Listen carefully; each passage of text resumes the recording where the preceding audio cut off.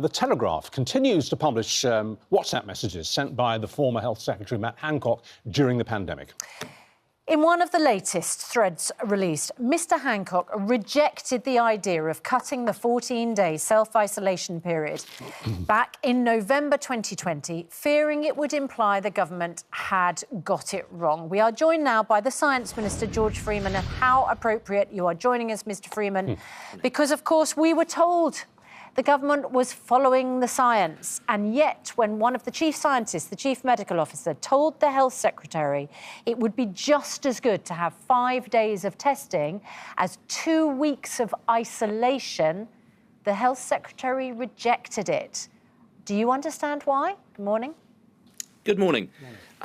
No, I don't understand why. I wasn't a minister at the time, and I'm now following very closely the inquiry. There are a huge number of lessons to be learned through the pandemic, vast number, including, dare I say it, how we make sure that scientific advice at the heart of government is handled in the face of an extraordinary, once-in-a-generation period of government shutdowns and lockdowns. And, I mean, it's an unprecedented situation. So there's a lot of lessons to learn.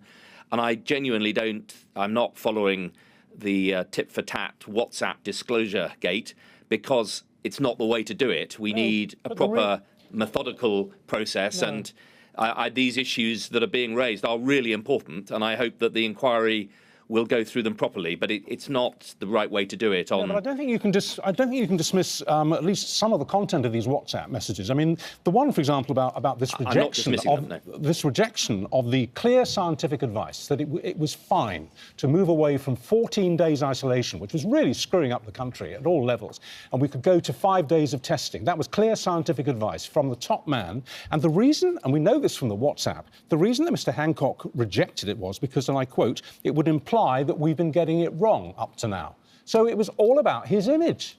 We continued with an outdated, proven to be unnecessary, draconian regulation, which was backed up by a fine of £1,000 if you didn't do what you were told, because it would look bad on him. That's shocking, isn't it? Well, if that is the whole story, that is obviously no way to make policy. The reason I'm holding back is that I don't know the broader context of the cabinet conversation at the time, what was going on in Number 10. Chris Whitty and Patrick Vallance are both very distinguished scientists and, as it happens, very good friends of mine. But one has to understand that this was actually both a scientific challenge, but also a massive political challenge. And I think in some ways the messaging at the time that the government would be 100% guided by the science rather underestimated the role of political judgment in the whole thing. Well, and I think also know now, because of these leaked WhatsApps, and this was the big story from the weekend, we know now that that Mr Hancock was actually saying that he wanted to use the variant of the virus, when that became known, to scare the pants out of the public, which is, it infantilises us. Yes, it's a very silly phrase, and I don't know how it was taken, whether it was taken seriously or not. But the point I'm trying to make is that two things. Firstly, the very, very serious questions about how the UK state, and I mean UK state, Scotland, Northern Ireland, Wales, England, how the health state responded, how the cabinet responded, how science was plugged in, how decisions were taken, what we learned. There will clearly, I always said this, will have been mistakes made. No doubt about that.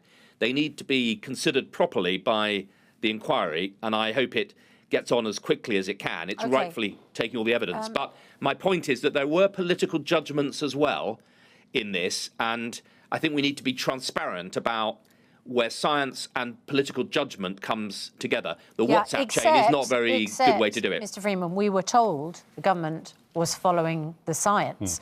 Not the government was following the politics and using the science selectively. And let me give you a couple of responses this morning to this revelation. Lucy says that in December 2020, she was due to have a baby, and at the end of November, her husband's mother was in hospital and they were told she wasn't going to make it. He was asked if he wanted to go in and say goodbye to his own mother. She had underlying health conditions and caught COVID. He had to make the agonising choice not to go and say goodbye to his mother, because he knew he would have to be isolated for 14 days. And she was due to give birth 10 days later, and he didn't want her to give birth alone. The impact of that decision still torments him today, and we are both left with enormous amounts of guilt. Matt Hancock should be utterly ashamed of the decisions he made as Health Secretary. Now, I find it hard even to read that, let alone to be in that situation. And when Lucy and her husband are reading that there was a possibility that a 2-week period of isolation could have been replaced with 5 days of tests, you can't help but feel your heart break for her, and she will not be alone. No, you're right. It's an incredibly painful thing to hear, let alone for you to read. I understand. And across the country, there were families, communities who dealt with similar issues. I mean, it was the most terrible period. And I'm not for a minute suggesting that any individual person or family's pain, agony, is in any way, acceptable or desirable. It was the most appalling situation, which is why it is so important that the independent inquiry led by Lord Justice Hallett gets to the bottom of the things that we got wrong as well as the things that we got right. Let me ask you a question as Science Minister. If, as a result of the inquiry, it comes out that anybody made a decision to overrule the science because it wasn't politically expedient at the time, what should be the consequences for that individual? Well, I'm not going to comment on hypotheticals because I'm not a lawyer and I'm not the right person to make the judgment. But I would just say this, that if in the event that the inquiry finds exactly what you've said, clear cut, and I stress that because there were very complex judgments being taken at the time, and rightly so.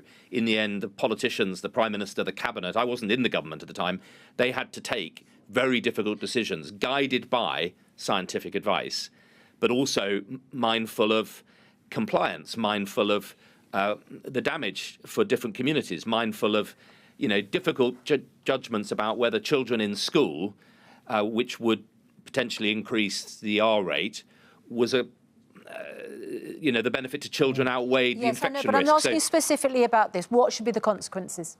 I'm not going to get drawn into commenting on one person's, the appropriate sanction for one person on one WhatsApp message. I think we need to get a much more reflective judgment about what went on. But well, I take your point. I agree with your point about waiting for the results of the inquiry.